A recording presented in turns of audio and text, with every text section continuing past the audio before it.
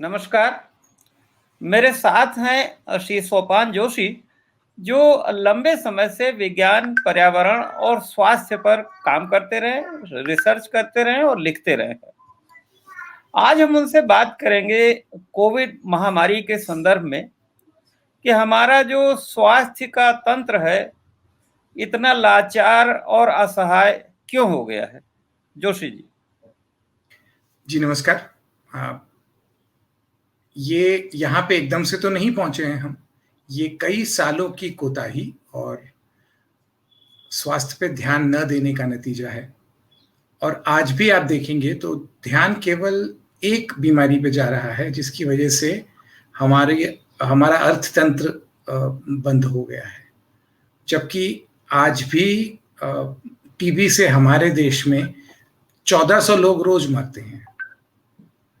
और ऐसा कई मुझे जो इस पे काम करते हैं वो लोग कह रहे हैं कि इस महामारी के दौरान टीबी से मरने वालों की संख्या 3500 के आसपास चली गई है। 20,000 लोग हर साल मलेरिया में कम से कम जाते हैं। लगभग 17 लाख लोग सीधा सीधा वायु प्रदूषण की वजह से उनकी मृत्यु होती है। तो जाहिर है कि समस्याएं तो बहुत सारी रही हैं, लेकिन हमने उस पर ध्यान नहीं दिया है। तो उसका नतीजा ये हो गया है कि एक बहुत लचर और बेकार सा हमारा स्वास्थ्य तंत्र है, जिसमें कुछ लोगों को मदद मिल जाती है लेकिन ज्यादातर लोगों को नहीं मिलती। और जब इस तरह का स्वास्थ्य तंत्र एक महामारी के सामने आता है तो कोई ऐसी उम्मीद नहीं होती कि वो अपने देश, अपने समाज के लोगों के लिए कुछ कर सके। आपको क्या खामियां दिखती हैं इस तंत्र में, जिसकी वजह से आज हम इस लाचारी की स्थिति में पहुंच गए हैं, और खास करके ग्रामीण इलाकों में इतनी बड़ी तादाद में लोगों की डेथ भी हो रही है और लोगों को कोई चिकित्सा सुविधा नहीं मिल रही है, या मरणोपरांत भी उनको जो क्रिमेशन का बंदोबस्त नहीं हो रहा, जिसकी वजह से गंगा में भी इतनी लाशें जाती दिख रही हैं। देखिए, ग्रामीण भारत तो वैसे भी हमारी राजनीति, हमारी पत्रकारिता की चेतना से एकदम अलग है। हम उसकी बात करना, उसके हालचाल पूछना, ये हमारे शहरी सार्वजनिक स्वभाव का हिस्सा बचा नहीं है। पहले तो थोड़ा बहुत था ही, लेकिन लगातार कम होता चला गया। तो आज हम जब कभी अस्पतालों में जाते हैं, किसी भी संकट में जाते हैं, तो ये वो समय होता है जब हम बहुत लाचार होते हैं। और उस समय हम एक ऐसे तंत्र के सामने जाते हैं जिसमें कोई करुणा नहीं है, जिसमें कोई किसी की पीड़ा को कम करने की इच्छा तक नहीं है। तो कई साल हो गए हैं मुझे तो इन विषयों पे लिखते हुए। तो मैंने पाया है कि गांवों में घूमते हुए, जब घरों पे कर्जे किन कारणों से होते हैं ये मालूम किया है मैंने, तो बार बार ये समझ में आया है कि इलाज का खर्च बहुत बड़ा कारण है। 3 चीजें बहुत बड़ी आती हैं। सूखा पड़ गया, फसल बर्बाद हो गई। दूसरा है घर में शादी थी, उसके लिए कर्जा लिया। और तीसरा है किसी का इलाज कराने में जमीन बिक गई। तो ये हमने एक ऐसा समाज बना लिया है जहां इलाज कराना, चिकित्सा, ये तो साधारण बातें हैं, लेकिन एक साधारण सी मुश्किल को ठीक करने के लिए हमारी पुरखों की जमीन बिक जाती है। और ये हमारे देश के बड़े हिस्से की सच्चाई है, जो पत्रकारिता में, राजनीति में कहीं सामने नहीं आती। जी जी, तो ये गलत प्राथमिकताओं का भी कारण है। कि देखिए, एक तो स्वास्थ्य पे बजट बहुत कम है, ऐसा जनरली डॉक्टर्स भी कहते हैं, सब कहते हैं। उसके अलावा जो बजट है वो हम देख रहे हैं कि जैसे बड़े बड़े एम्स बन रहे हैं, मेडिकल कॉलेजेस बन रहे हैं, बिल्डिंग्स बन रही हैं और इक्विपमेंट खरीदे जा रहे हैं। जैसे अभी वेंटिलेटर्स जो है वो दिल्ली से खरीद के और सारे हॉस्पिटल में भेज दिए गए, लेकिन वहाँ डॉक्टर नहीं है, नर्सेज नहीं है, और जो मैन पावर है उस पे बहुत बिल्कुल ध्यान नहीं दिया गया, या उसको ठीक से डिजाइन नहीं किया गया। अब एक डॉक्टर पे कई उनको हेल्प के लिए चाहिए, नर्स चाहिए, वार्ड बॉय चाहिए, फार्मासिस्ट चाहिए, कंपाउंडर चाहिए।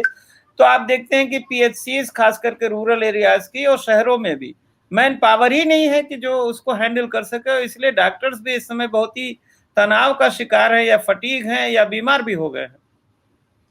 ये हमारी सरकार की मानसिकता होती है कि सरकारी योजनाओं में, सरकारी कागजों में कोई काम तब पूरा हुआ मान लिया जाता है जब उसके मद में जो पैसा रखा गया है वो खर्च हो गया है।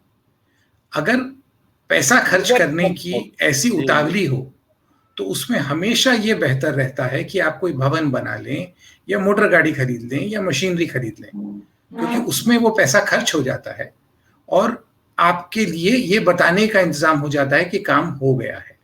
इसकी तुलना में जब आप स्वास्थ्य चाहते हैं तो आपको प्रशिक्षित लोग चाहिए, आपको काबिल लोग चाहिए, आपको उनके प्रशिक्षण पे खर्चा करना है। तो ये ऐसी चीजें हैं जो हमारे सरकारी तंत्र में कोई अ, मतलब कोई महत्व नहीं रखती। यही बात आप देखिए हमारे यहाँ आज पत्रकारिता में भी आ गई है कि पहले जिस तरह पत्रकारिता में जो चीजें सीखनी पड़ती थी, आज वो सीखने की जरूरत नहीं है। अगर आप राजनीति पे और दो चार और विषयों पे लिख लेते हैं तो आप पारंगत पत्रकार माने जाते हैं। जबकि सही है। अपने देश को समझने के लिए, अपने समाज को समझने के लिए जो अनुभव और जो अध्ययन चाहिए उसकी कोई आवश्यकता नहीं है। अच्छा, तो ये हर तो इलाके में सोपान जी, जो हमारे परंपरागत चिकित्सा पद्धतियां हैं, चाहे वो ट्राइबल एरियाज में हो चाहे रूरल एरियाज में, और उनके जो ट्रेन मैन पावर है और नॉलेज, उसको भी क्या हमने उपेक्षित किया इतने बड़े देश में? तो और इतने बड़े उसमें, तो क्या ये भी एक कारण है कि हमने उसको मेन स्ट्रीम के साथ जोड़ा नहीं? रामदास जी, हमें साफ देखने के लिए आंख में ठीक मात्रा में पानी चाहिए होता है। जब आंख में पानी सूख जाए तो हम साफ नहीं देख सकते, पानी और मर अगर गया आंखों में इन के आंख का। आंसू और अगर आंख में आंसू भरे हों तो भी साफ नहीं दिखता। तो हमारी जो पारंपरिक चिकित्सा पद्धतियां हैं उनमें समस्या यही है कि या तो बिल्कुल सूखी आंख से देखते हैं कि ये सब बेकार लोग हैं, इनके पास कोई ज्ञान नहीं है, ज्ञान तो वही है जो हम ठीक मानते हैं, या फिर उनका बिना पता किए एक तरह का अहंकार में महिमा मंडन होता है, जो आजकल मतलब एक तरह जी की जी। विश्व गुरु बनने की उतावली आ गई है। वो अतीत का महिमा मंडन है, उसको वर्तमान में उसको कैसे समृद्ध करना है उसकी चिंता नहीं है।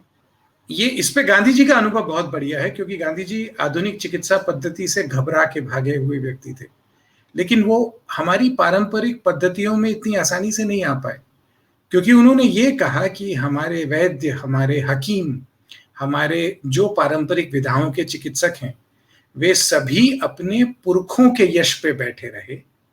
उन्होंने अपने जीवन में अपनी साधना नहीं की, ताकि हर ज्ञान पद्धति को समय के साथ अपने आप को बदलती परिस्थितियों की कसौटियों पे कसना होता है और अपने आप नहीं, को समय के साथ ठीक करना गांधी होता जी है। तो खुद बहुत बड़े नेचुरोपैथ थे, और उन्होंने अपने जीवन में अपने परिवार के लोगों में भी उसका भरपूर प्रयोग किया। जो आज हमारा स्वास्थ्य तंत्र खड़ा है, वो उसमें चाहे मेडिकल कॉलेजेस की मान्यता देनी हो, चाहे वो नए हॉस्पिटल खुलने हैं, इसमें करप्शन कितना बड़ा फैक्टर है, करुणा तो है नहीं।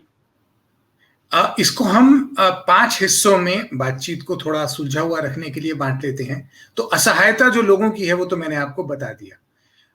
इसका दूसरा हिस्सा है मुनाफाखोरी, और वो मुनाफाखोरी, हमारा स्वास्थ्य तंत्र चलता ही इसलिए है कि ज्यादा से ज्यादा पैसा बनाया जा सके मजबूर और परेशान लोगों के शोषण से। यही इसका आधार है। उसमें सेवा का भाव अगर हो तो उस पर हंसा जाता है आजकल, और इसका कारण यह है कि आज तक हमारे देश में कुल जो स्वास्थ्य पे खर्चा होता है वो हमारे जीडीपी का 3.6% है। ये आप पाएंगे दुनिया के जो सबसे गरीब, युद्ध में मारे हुए, भयानक संकटों में फंसे हुए देश हैं, ये उनके आंकड़े होते हैं जैसे हमारे हैं स्वास्थ्य तंत्र को लेकर।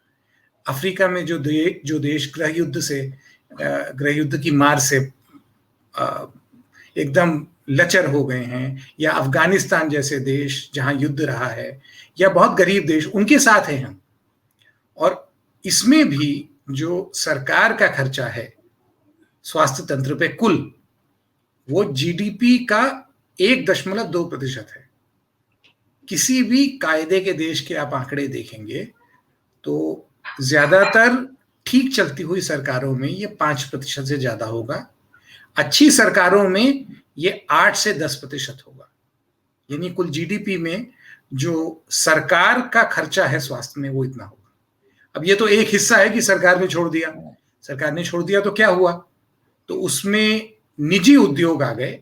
निजी उद्योग जाहिर है पैसा लगा के आए हैं तो वो उसमें से पैसा बनाना चाहते हैं। तो हमारे देश में कुल जितना स्वास्थ्य तंत्र पे खर्च होता है उसका कुछ 5 से 10% केवल बीमा, स्वास्थ्य बीमा से आता है। एक 9% कोई सरकार से आता है और 80% से ज्यादा लोग अपनी जेब से खर्च करते हैं, जिसे स्वास्थ्य तंत्र को पढ़ने वाले आउट ऑफ पॉकेट एक्सपेंडिचर कहते हैं। ये जो 82% आउट ऑफ पॉकेट एक्सपेंडिचर हमारे स्वास्थ्य तंत्र का है, ये कारण है कि आज हम इतने बुरे हाल में आ गए हैं कि हम झूठ बोल बोल के, सभी सरकारें झूठ बोल रही हैं, उन्हें अपनी छवि की चिंता ज्यादा है, उन्हें अपने लोगों की चिंता कम है। तो ये भ्रष्टाचार इसका बड़ा कारण है। तो इसका नतीजा ये होता है कि जो लोग केवल पैसे बनाने के लिए एक उद्योग के नाते स्वास्थ्य में आए हैं, तो उन्हें उसमें से पैसा निकालना पड़ता है।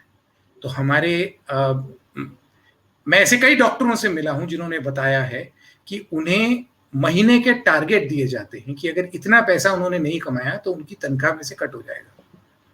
तो उसमें यह भी बार बार आता है कि अगर, मुझे एक बहुत अच्छे डॉक्टर ने ये बताया था कि बहुत बड़ा अस्पताल है, वहां पे एक बहुत हट्टा कट्टा आदमी उनके पास आया, जवान आदमी, कदकाठी में अच्छा, जिसको अत्यधिक खाने का रोग था। तो वो चाहता था कि उसका पेट स्टेपल करके, जैसे हमारे राजनीति में हमारे बहुत सारे नेता लोग आजकल अपने पेट को स्टेपल कराते हैं क्योंकि उन्हें अपने भोजन पे कोई काबू नहीं है। तो 6 फुट 2 इंच का ये आदमी जब उसने कहा कि मुझे बैरियाट्रिक सर्जरी चाहिए, तो इन डॉक्टर ने कहा देखो तुम्हें जरूरत नहीं है, तुम थोड़ा व्यायाम करो, भोजन में अनुशासन रखो, ठीक हो जाओगे। तो वो चला गया, उसी अस्पताल में दूसरे डॉक्टर के पास गया, उसने उसको भर्ती कर दिया। अब जिस डॉक्टर ने एक चिकित्सक के नाते अपना धर्म निभाया, ऐसे डॉक्टरों को हमारा स्वास्थ्य तंत्र सजा देता है। हमारा स्वास्थ्य तंत्र ईमानदार लोगों को सजा देता है, उनको, उनका मजाक उड़ाता है, उनको, उन पे कई तरह के जुर्माने करता है, जब तक कि वो लाइन पे आके एक केवल मजबूर परेशान लोगों के शोषण से पैसा बनाने का काम ना करे। ये जो डॉक्टर एक क्षण, बस इसमें 2-3 बातें याद रखनी चाहिए। हमारे यहाँ जांच की प्रयोगशालाएं डॉक्टरों को 40% का कट देती हैं, सब जानते हैं, कई डॉक्टरों ने मुझे बताया।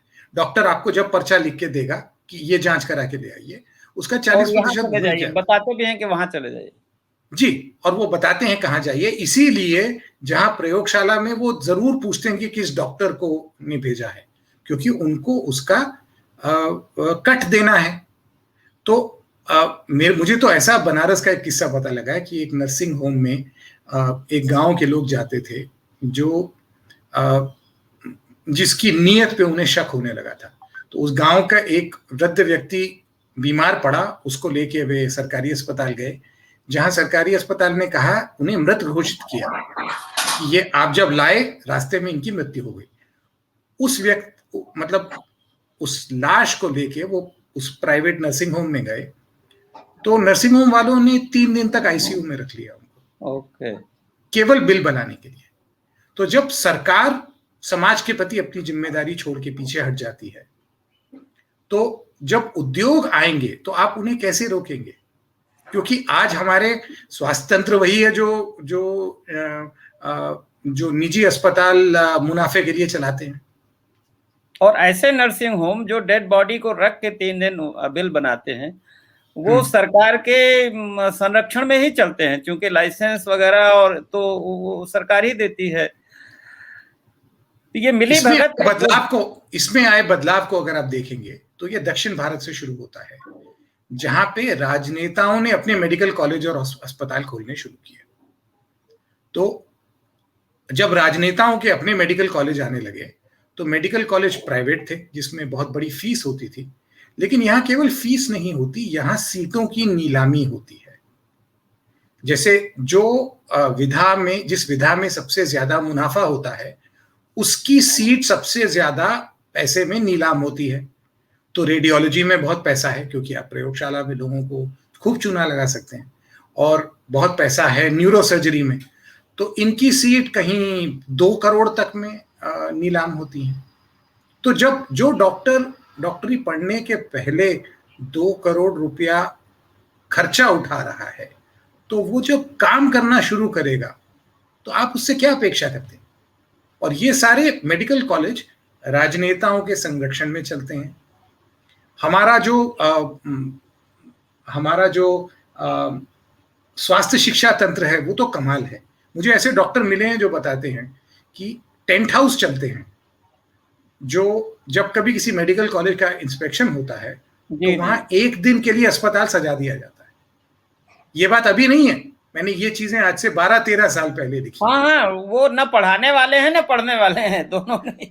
तो ये तो हमारा स्वास्थ्य तंत्र है, और इसकी सच्चाई सब जानते हैं, लेकिन इसकी बात नहीं होती। यही देखिए आप, राजनेता जो नहीं करते, पत्रकार भी नहीं करते, क्योंकि पत्रकारिता का जो संसार है, जो हमारे मीडिया के मालिक हैं, वो भी उन्हीं जगहों पे उठते बैठते हैं जहां हमारे राजनेता उठते बैठते हैं, और उनकी भी वही उनके नैतिक रुझान भी वही हैं।